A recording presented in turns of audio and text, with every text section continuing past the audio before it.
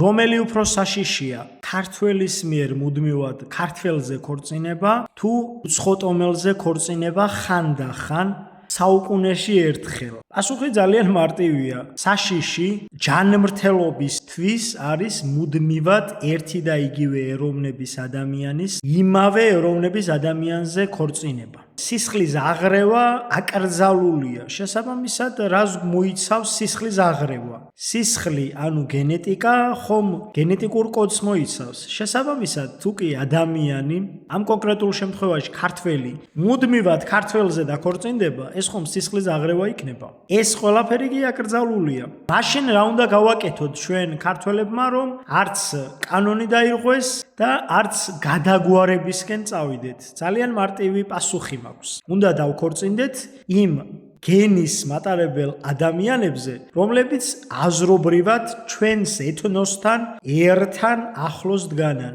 და ვინ არის ჩვენს ეთნოსთან აზრობრივად ახლოს მდგომი ადამიანები? პირველ რიგში ამის თქმა შეიძლება N გენეტიკური კოდის მატარებელ ადამიანებზე, რომლებიც თითქმის იდენტური არიან ქართველების, ანუ ჩვენი.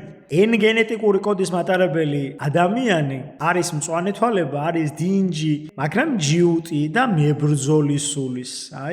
ზუსტად ასეთები ვართ ქართველებიც. N გენეტიკური კოდის მატარებელი ადამიანები დიდი რაოდენობით არიან ფინეთში, ციმბირში, უნგრეთში და მის მიმდებარე ტერიტორიებზე. ყივჩაღებშიც მაგალითად N გენეტიკური კოდი 10%-ზე მეტი იყო. რასაკვირველია, ამ ვიდეოს ქვეშ აღმოჩნდებიან ისეთი ადამიანებიც, რომლებიც გეტყვიან, რომ შენ ქართველებს მოუწოდებ, რომ უცხოტომელებზე დაქორწინდნენ. მარტივი რამეა. საქართველოში მე არ მეგულება ადამიანი, რომელსაც მხოლოდ ქართული გენი აქვს 100%-ით და ღმერთმა დაიფაროს მსგავსი რამისგან ადამიანი. რატომ? იმიტომ რომ ოდესაც ადამიანს აქვს ერთი კონკრეტული გენი 100%-ით, მას ჯანმრთელობის მრავალი პრობლემა უვლინდება. დაწყებული სისხლის გათეთრებიდან დამთავრებული ძვლების დაშლით.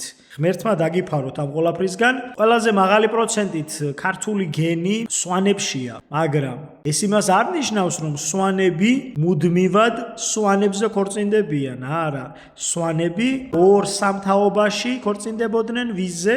ჩრდილო კავკასიელ გოგონებზე და სვანებში ხშირია Q გენეტიკური კოდი, N გენეტიკური კოდი, მათ შორის R გენეტიკური კოდი ავტოსომურად, ანუ წინაპრებში შერეული. რაც იმას ნიშნავს, რომ ყველაზე სუფთა რეგიონი გენეტიკით სისხლის აღრევის მიმართულებით არ მიდიოდა და რამდენიმე თაობაში ერთხელ სხვა ეროვნების ადამიანზე ქორწინდებოდა. როცა გულზე მჯიხს ირტყამს ვიღაცა და იმ კონკრეტული ეთნოსის შვილობას იფიცება, ხშირ შემთხვევაში საერთოდ არ არის იმ ტომის წევრი გენეტიკურად. ერთ მარტივ რაღაცას გეტყვით. თურქეთის ტერიტორიაზე არსებობდა, დღესაც არსებობს ულტრანაციონალისტური ორგანიზაცია, რომლის ხელმძღვანელმაც გენეტიკური ტესტირება ჩაიტარა, თურქი 0%-ით აღმოჩნდა და ვისაც ებრძოდა, ანუ სომხებს ამ კონკრეტულ შემთხვევაში, ის გენი ამოვიდა ყველაზე დიდი რაოდენობით. ესეა.